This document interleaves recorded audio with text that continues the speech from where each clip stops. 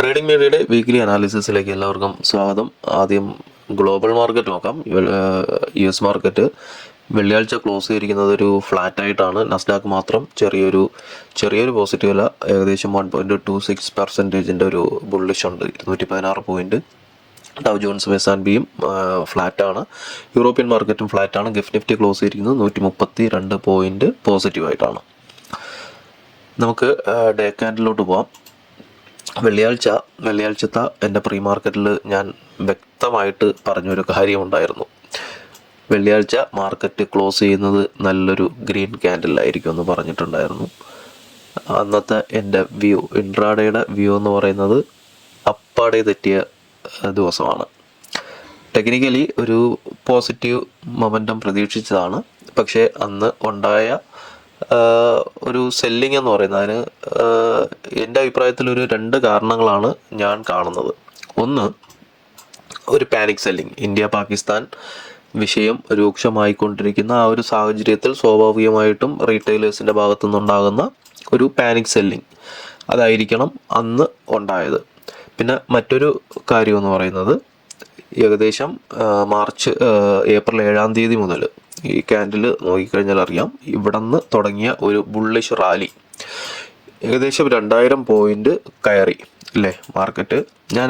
എനിക്ക് തോന്നുന്നു കഴിഞ്ഞ ചൊവ്വാഴ്ചത്തെ പ്രീ മാർക്കറ്റിൽ പറഞ്ഞാണ്, അതിന് മുന്നേയും പറഞ്ഞിട്ടുണ്ട്, പലപ്പോഴും ഞാൻ പറഞ്ഞിട്ടുള്ളതാണ്. ഈ ഒരു ക്യാൻഡിലുകൾ നോക്കിക്കഴിഞ്ഞാൽ ക്യാൻഡിലുകൾ സ്ട്രോങ് ആണ്, പക്ഷേ മാർക്കറ്റിന് സ്ട്രെങ്ത് കുറവായിരിക്കും. കാരണം ഇങ്ങനെ ഒറ്റ തടിയായിട്ട് ഇങ്ങനെ കയറി പോകുന്ന മാർക്കറ്റ് ഒരിക്കലും സസ്റ്റെയിൻ ചെയ്യില്ല. മാർക്കറ്റ് ഒരു റീട്രേസ്മെൻറ്റിന് വരും. അതുപോലെ തന്നെ ഇത്രയും ഒരു ബൈയിങ് പ്രഷറിൽ ഇത്രയും വലിയൊരു റാലി നടത്തിയ മാർക്കറ്റിൽ ഒരു റീട്രേസ്മെൻറ്റിനുള്ള സാധ്യതയുണ്ട്. അപ്പം അങ്ങനെ 2 കാരണങ്ങളാണ് അന്നത്തെ ദിവസം ഉണ്ടായതെന്നാണ് ഞാൻ കരുതുന്ന. ഒന്ന്, പാനിക് സെല്ലിങ്. പിന്നെ രണ്ടാമത് വന്നിട്ട് ഇത്രയും കയറി 2000 പോയിന്റ് കയറിയിട്ട് അടുത്തൊരു ലോ ക്രിയേറ്റ് ചെയ്യാൻ മാർക്കറ്റ് ഇറങ്ങി വന്നേ പറ്റത്തുള്ളൂ. അപ്പോൾ കഴിഞ്ഞ വീഡിയോയിലൊക്കെ ഞാൻ പറഞ്ഞതാണ്, മാർക്കറ്റ് തിരിച്ച് വരികയാണെന്നുണ്ടെങ്കിൽ സപ്പോർട്ട് എടുക്കാൻ സാധ്യതയുള്ള 2 ലെവൽസ് എന്ന് പറയുന്നത് ഒന്ന് ഇതാണ്. ഈ ലെവൽസ് എന്തുകൊണ്ടാണ്? നേരത്തെ ആ ഒരു 2 പ്രാവശ്യം സ്ട്രോങ് റെസിസ്റ്റൻസ് ഉണ്ടായിരുന്നത് തിരിച്ചവിടെ വരുമ്പോഴത്തേക്കും എന്ത് സംഭവിക്കും? അതൊരു സപ്പോർട്ടായിട്ട് ആക്ട് ചെയ്യാൻ സാധ്യതയുണ്ട്. നമ്മുടെ പ്രൈസ് ആക്ഷൻ സീരീസ്, അതായത് ചാർട്ട് പാറ്റേൺ പ്രൈസ് ആക്ഷൻ സീരീസിനകത്ത് നമ്മൾ ചെയ്തിട്ടുള്ള 2ാമത്തെ വീഡിയോയ്ക്കകത്ത് കൃത്യമായിട്ട് നമ്മൾ സോൺ കോൺഫ്ലുവൻസിനെ കുറിച്ച് പഠിച്ചിട്ടുണ്ട്. ആ സോൺ കോൺഫ്ലുവൻസിൽ വരുന്നൊരു സ്ട്രാറ്റജിയാണ് ഒരു റെസിസ്റ്റൻസ് ബ്രേക്കൗട്ട് കിട്ടിയിട്ട്, അതായത് ഈ ഒരു റെസിസ്റ്റൻസ് ഇവിടെ ഒരു സ്ട്രോങ് റെസിസ്റ്റൻസ് ഉണ്ടായിരുന്നതാണ്.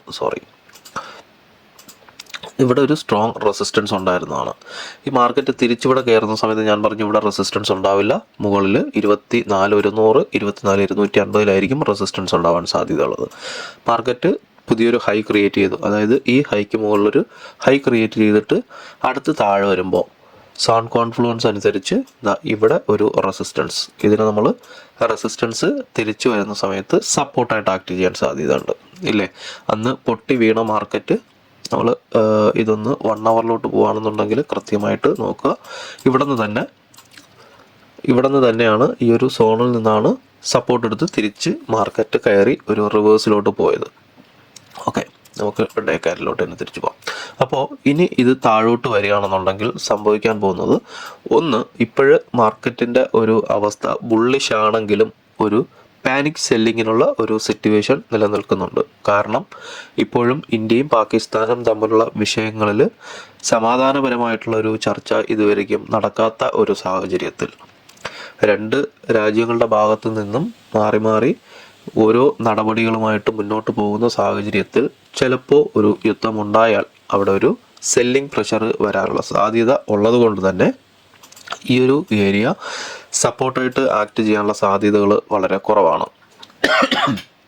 അങ്ങനെയാണെന്നുണ്ടെങ്കിൽ ഇത് ബ്രേക്കൗട്ട് കിട്ടുകയാണെന്നുണ്ടെങ്കിൽ, ഈ ഒരു ഏരിയ ബ്രേക്കൗട്ട് കിട്ടുകയാണെന്നുണ്ടെങ്കിൽ അടുത്ത് സപ്പോർട്ട് എടുക്കാൻ സാധ്യതയുള്ളത് നേരത്തെ പറഞ്ഞിട്ടുണ്ടായിരുന്ന ഇവിടെ നിന്ന് റെസിസ്റ്റൻസ് ഫീൽ ചെയ്ത് താഴോട്ട് വരികയാണെന്നുണ്ടെങ്കിൽ ഈ ഒരു ഏരിയ ആയിരിക്കും അടുത്തൊരു സപ്പോർട്ടിന് സാധ്യതയുള്ളത്. ഇതിൻ്റെ റേഞ്ച് എന്ന് പറയുന്നത് 22,692, 22,978. ഇനി നമുക്ക് ഇതിൻ്റെ ട്രെൻഡ് ലൈൻ നോക്കാം. നമുക്ക് നേരത്തെ ഈ 2 ട്രെൻഡ് ലൈൻ ഉണ്ടായിരുന്നു. അവിടെ നിന്ന് നമുക്കിത് ഇവിടെ ഒരു ഞാൻ ഈ ലൈൻസ് ഒന്ന് ഡിലീറ്റ് ചെയ്തോട്ടെ.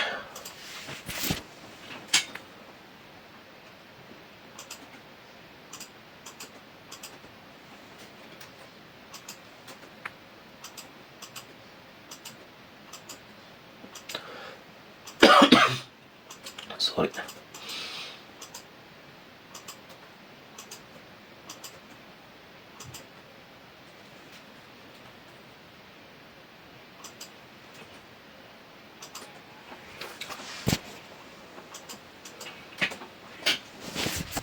ഓക്കെ, ഈ ഒരു ഏരിയ എന്ന് പറയുന്നത്, അതായത് ഈ ഒരു 4 ക്യാൻഡിൽ വന്നിരിക്കുന്ന ദിവസം, ഈ 4 ക്യാൻഡിൽ വന്നിരിക്കുന്നതിന് നമുക്ക് അവിടെ ഉണ്ടായിട്ടുള്ള അൺഎക്സ്പെക്റ്റഡ് ആയിട്ടുള്ള ന്യൂസ് ബേസ്ഡ് ആയിട്ടുള്ളൊരു ഫേക്ക് ബ്രേക്ക് ഔട്ട് ആയിട്ട് എടുക്കാം. അത് കഴിഞ്ഞാൽ നമുക്ക് കൃത്യമായിട്ട് അവിടെ ഒരു പാറ്റേൺ ഉണ്ട്.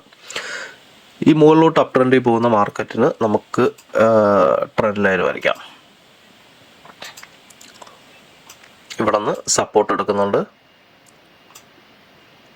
ഓക്കെ, ഇവിടെ നിന്ന് സപ്പോർട്ട് എടുത്ത് ഇവിടെ നിന്ന് നമുക്ക് മൂന്നിടത്ത് നമുക്ക് ഒരു സപ്പോർട്ട് കിട്ടിയിട്ടുണ്ട്. ഈ 4 ദിവസത്തെ ക്യാൻഡിൽ ഒഴിവാക്കുകയാണെന്നുണ്ടെങ്കിൽ നമുക്ക് മുകളിലോട്ടും കൂടെ ഒരു റെസിസ്റ്റൻസ് വരയ്ക്കാം.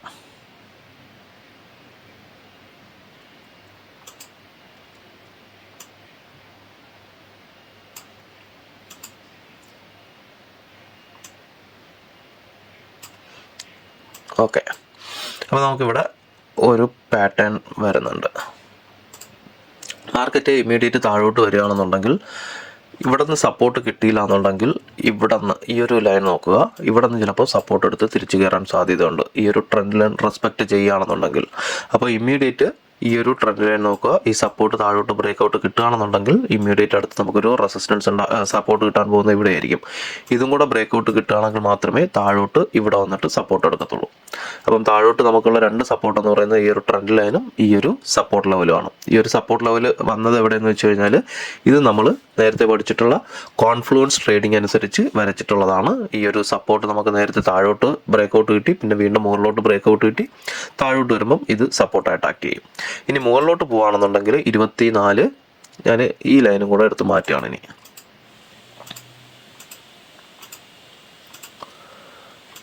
മുകളിലോട്ട് പോവുകയാണെന്നുണ്ടെങ്കിൽ ഇമ്മീഡിയറ്റ് റെസിസ്റ്റൻസ് വരാൻ സാധ്യതയുള്ളത് ഈ ട്രെൻഡ് ലൈൻ നോക്കുക, പിന്നെ ഈ ഒരു ഫിഗറും കൂടെ നോക്കുക, ഈ ഒരു റെസിസ്റ്റൻസ് സോണോടെ നോക്കുക.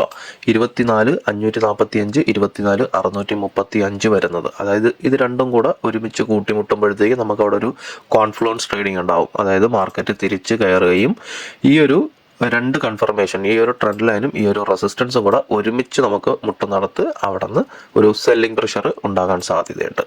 അങ്ങനെയാണെന്നുണ്ടെങ്കിൽ ഒരു ഗ്യാപ്പ് അപ്പ് കിട്ടുകയാണെന്നുണ്ടെങ്കിൽ ഇന്ത്യൻ മാർക്കറ്റിൽ വലിയൊരു ഗ്യാപ്പ് അപ്പ് കിട്ടി മുകളിലോട്ട് പോവുകയാണെന്നുണ്ടെങ്കിൽ വീണ്ടും ഇവിടെ നിന്നൊരു സെല്ലിംഗ് പ്രഷർ വരും. തിരിച്ചു വരുമ്പോഴത്തേക്കും ഇവിടെ നമുക്ക് വീണ്ടും ഒരു സപ്പോർട്ട് കിട്ടും. അപ്പം കൃത്യമായിട്ട് ഈ 2 ട്രെൻഡ് ലൈൻ നോക്കുക. താഴോട്ട് ഈ സപ്പോർട്ട് ബ്രേക്ക് ഔട്ട് കിട്ടുകയാണെന്നുണ്ടെങ്കിൽ ഇങ്ങോട്ട് വരാൻ സാധ്യതയുണ്ട്. ഇപ്പോഴത്തെ അവസ്ഥയിൽ ഇന്ത്യയും പാകിസ്ഥാനും തമ്മിലുള്ള ആ ഒരു യുദ്ധത്തിൻ്റെ ഭീതി നിൽക്കുന്ന അവസ്ഥയിൽ വലുതായിട്ട് ഇതൊന്നും വർക്കാകാൻ സാധ്യത കുറവാണ്. കാരണം ഒരു സെല്ലിംഗ് തുടങ്ങിക്കഴിഞ്ഞാൽ ഫ്രീ ഫോൾ ആയിരിക്കും മിക്കവാറും ഉണ്ടാകാൻ പോകുന്നത്. കാരണം നേരത്തെ ഞാൻ പറഞ്ഞിട്ടുണ്ട്, ഈ ഒരു മാർക്കറ്റ് സ്ട്രെങ്ത് മാർക്കറ്റ് അല്ല, ഇത് സ്ട്രെങ്ത് ഇല്ലാതെ മുകളിലോട്ട് കയറിപ്പോയതാണ്. കുറഞ്ഞത് ഇതുവരെയെങ്കിലും ഇറങ്ങി വരാൻ സാധ്യത വളരെ കൂടുതലാണ്. നേരത്തെ പറഞ്ഞിട്ടുണ്ടായിരുന്നതിൻ്റെ ലെവൽ 22,692, 22,978. നമുക്കടുത്ത് സെൻസെക്സിലോട്ട് പോകാം. സെൻസെക്സിലും കഴിഞ്ഞ പ്രീ മാർക്കറ്റിൽ നമ്മൾ പറഞ്ഞിട്ടുണ്ടായിരുന്നു താഴോട്ട് വന്ന് ഇവിടെ നിന്ന് സപ്പോർട്ട് എടുത്ത് തിരിച്ചു കയറുമെന്ന് പറഞ്ഞില്ലേ. ഈ ഒരു ലെവൽ അന്ന് വരച്ചതാണ്. 78,400, എനിക്ക് തോന്നുന്നു വെള്ളിയാഴ്ചയാണോ വ്യാഴാഴ്ചയാണെന്ന് അറിയില്ല, വ്യാഴാഴ്ച ആണെന്ന് തോന്നുന്നു. 78,497, 78,604 അവിടെ നിന്നാണ് സെൻസെക്സ് സപ്പോർട്ട് എടുത്ത് കയറിയത്. അപ്പം ഇതിന് താഴോട്ട് ബ്രേക്ക് ഔട്ട് കിട്ടുകയാണെന്നുണ്ടെങ്കിൽ, ഈ ഒരു ഏരിയ താഴോട്ട് ബ്രേക്ക് ഔട്ട് കിട്ടുകയാണെന്നുണ്ടെങ്കിൽ ഇവിടെ നിന്നായിരിക്കും അടുത്ത് സപ്പോർട്ട് എടുത്ത് തിരിച്ചു കയറാൻ സാധ്യതയുള്ളത്. നമുക്ക് ചാർട്ടിലോട്ട് പോകാം. ഡെയിലി ചാർട്ടിലോട്ട് പോകാം. ഓക്കെ, ഇത് നമ്മൾ വെള്ളിയാഴ്ച വരച്ചതായിരുന്നു. ഞാൻ മുകളിലോട്ടുള്ളൊരു റാലിയാണ്, 24,500 വരെ ഞാൻ പറഞ്ഞതാണ്. അൺഫോർച്യുനേറ്റ്ലി മാർക്കറ്റ് നേരെ പൊട്ടി താഴോട്ട് വീണു. ഓക്കെ, CPR നോക്കുകയാണെന്നുണ്ടെങ്കിൽ 24,062 തൊട്ട് 24,105 വരെയാണ്. ഏകദേശം 40 പോയിൻറ്റിൻ്റെ CPR ആണ്, 42 പോയിൻറ്റിൻ്റെ CPR ആണ്.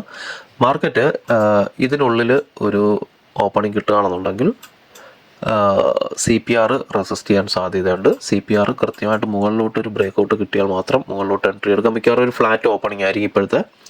വീക്കെൻഡ് കഴിഞ്ഞിട്ട് വേൾഡ് മാർക്കറ്റിൻ്റെ അല്ല, ഇന്ത്യയും പാകിസ്ഥാനും തമ്മിലുള്ള ആ ഒരു ഇനിയിപ്പോൾ ഞായറാഴ്ചയുണ്ട്, എന്തെങ്കിലും അപ്ഡേഷൻസ് വരാം. തിങ്കളാഴ്ച മാർക്കറ്റ് ഓപ്പൺ ചെയ്യുന്നതിന് മുന്നേ എന്തെങ്കിലും അപ്ഡേഷൻസ് വരാം. അതിന് ഡിപ്പെൻഡ് ചെയ്തിട്ടായിരിക്കും ഇന്ത്യൻ മാർക്കറ്റിലൊരു ഓപ്പണിംഗ് ഉണ്ടാകാൻ പോകുന്നത്. ഇപ്പോൾ ക്ലോസ് ചെയ്തിരിക്കുന്ന ഗിഫ്റ്റ് നിഫ്റ്റിയുടെയോ അല്ലെങ്കിൽ US മാർക്കറ്റിൻ്റെയോ വേൾഡ് മാർക്കറ്റിൻ്റെ ഒരു അടിസ്ഥാനത്തിലായിരിക്കില്ല തിങ്കളാഴ്ചത്തെ ഗ്യാപ്പ് അപ്പ് ഗ്യാപ്പ് ഡൗണോ വരുന്നത്.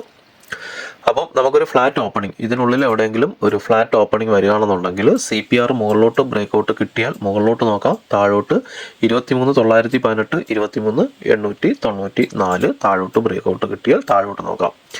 താഴോട്ട് മാർക്കറ്റ് പോവുകയാണെന്നുണ്ടെങ്കിൽ മിക്കവാറും ഒരു ഡൗൺ ട്രെൻഡിനുള്ള സാധ്യത ഉണ്ട് മാർക്കറ്റിൽ. കാരണം വെള്ളിയാഴ്ച സംഭവിച്ചിരിക്കുന്ന വലിയൊരു ക്യാൻഡിൽ സൂചിപ്പിക്കുന്നത് മാർക്കറ്റ് റിവേഴ്സ് ആണ്. കാരണം ഡേ ക്യാൻഡിൽ നോക്കുകയാണെന്നുണ്ടെങ്കിൽ അറിയാം കൃത്യമായിട്ട് വലിയൊരു ബുള്ളിഷിലോട്ട് പോയിക്കൊണ്ടിരുന്ന മാർക്കറ്റാണ്. പക്ഷേ ഇവിടെ എത്തിയപ്പോഴത്തേക്കും ഏകദേശം 22, 23, 24 ദിവസങ്ങളിലുള്ള ക്യാൻഡലിൻ്റെ സ്ട്രെങ്ത് കുറഞ്ഞിട്ടുണ്ട് അല്ലേ. വലിയ ബുള്ളിഷ് ക്യാൻഡലുകൾ വന്നിട്ട് അവിടെ പിന്നെ നടന്നിരിക്കുന്ന എല്ലാം ചെറിയ കുഞ്ഞു ഡോജി ക്യാൻഡലുകളാണ്. കാരണം അവിടെ മാർക്കറ്റിൻ്റെ സ്ട്രെങ്ത് കുറഞ്ഞിട്ടാണ് പിന്നെ വലിയൊരു നെഗറ്റീവിലോട്ട് വീഴുന്നത്. അപ്പോൾ അതൊരു റിവേഴ്സിൻ്റെ സൂചനയാണ് അവിടെ കാണിക്കുന്നത്. അപ്പം അതുകൊണ്ട് തന്നെ ഇവിടെ നിന്ന് ഒരു ബ്രേക്കൗട്ട് താഴോട്ട് കിട്ടുകയാണെന്നുണ്ടെങ്കിൽ 23,918, 23,894 താഴോട്ട് ബ്രേക്കൗട്ട് കിട്ടുകയാണെന്നുണ്ടെങ്കിൽ ഒരു ഫോളിനുള്ള സാധ്യത മാർക്കറ്റിലുണ്ട്. 23,778, 23,753 ടാർഗറ്റ് വയ്ക്കാം. രണ്ടാമത്തെ ടാർഗറ്റ് 23,686, 23,664. അതായത് ഇത് ബ്രേക്കൗട്ട് കിട്ടുകയാണെങ്കിൽ മാത്രം. ഏറ്റവും താഴത്തത് 23,594, 23,568. മുകളിലോട്ടുള്ള ലെവൽസ് CPR മുകളിലോട്ട് ബ്രേക്കൗട്ട് കിട്ടുകയാണെന്നുണ്ടെങ്കിൽ ഫസ്റ്റ് ടാർഗറ്റ് 24,025, 24,183. സെക്കൻഡ് വന്നിട്ട് 24,319, 24,342. നമുക്ക് സെൻസെക്സിലോട്ട് പോവാം. സെൻസെക്സിലും നിഫ്റ്റിയിൽ പറഞ്ഞ പോലെ തന്നെ ഇവിടെ ഒരു ഫ്ലാറ്റ് ഓപ്പണിംഗ് വരികയാണെന്നുണ്ടെങ്കിൽ മുകളിലോട്ടുള്ള CPR മുകളിൽ ബ്രേക്കൗട്ട് കിട്ടണം. 79,264, 79,371 CPR വരുന്നത്. ഓക്കെ, CPR ഇതാണ്. മുകളിലോട്ട് ഒരു ബ്രേക്കൗട്ട് കിട്ടുകയാണെന്നുണ്ടെങ്കിൽ ഫസ്റ്റ് ടാർഗറ്റ് 79,635, 79,694. രണ്ടാമത്തെ ടാർഗറ്റ് 80,025, 80,100. സോറി, താഴോട്ട് ഈ ലെവൽ നോക്കാം. 78, 793, 78, 866. ഇത് താഴോട്ട് ബ്രേക്കൗട്ട് കിട്ടണം. അതായത് ഈ ഒരു ഏരിയയിൽ മാർക്കറ്റ് കൺസോൾട്ടേഷൻ ചെയ്യുകയാണെന്നുണ്ടെങ്കിൽ മുകളിലോട്ട് CPR അല്ലെങ്കിൽ താഴോട്ട് 78, 793, 78, 866 താഴോട്ട് ബ്രേക്കൗട്ട് കിട്ടണം. First target 78,446, 78,376. രണ്ടാമത്തെ ടാർഗറ്റ് 78, 140, 78,076. ഏറ്റവും താഴത്തത് 77,872, 77,791. അപ്പം ഇത്രയൊക്കെയാണ് സെൻസെക്സിലുള്ള ലെവൽസ്. ബാക്കി ഇനിയിപ്പം ചിലപ്പം ഇതൊന്നും ആയിരിക്കില്ല, വലിയൊരു ഗ്യാപ്പ് അപ്പോ വലിയൊരു ഗ്യാപ്പ് ഡൗണോ വരികയാണെന്നുണ്ടെങ്കിൽ ചിലപ്പം ഈ ഒരു ലെവലിലൊക്കെ ആയിരിക്കില്ല. അപ്പം തിങ്കളാഴ്ചത്തെ ഓപ്പണിംഗ് പോലെ ഇരിക്കും. ഇതിലെന്തെങ്കിലും വ്യത്യാസം ഉണ്ടെങ്കിൽ തിങ്കളാഴ്ച പുതിയ ചാർട്ട് ഗ്രൂപ്പിൽ അപ്ഡേറ്റ് ചെയ്യാം. അപ്പം ഗ്രൂപ്പിൽ ജോയിൻ ചെയ്യാൻ താല്പര്യമുള്ളവർ താഴെ ലിങ്ക് കൊടുക്കുന്നുണ്ട്, ജോയിൻ ചെയ്യുക. എല്ലാവർക്കും നല്ലൊരു ട്രേഡിംഗ് ദിനം ആശംസിക്കുന്നു. Thank you.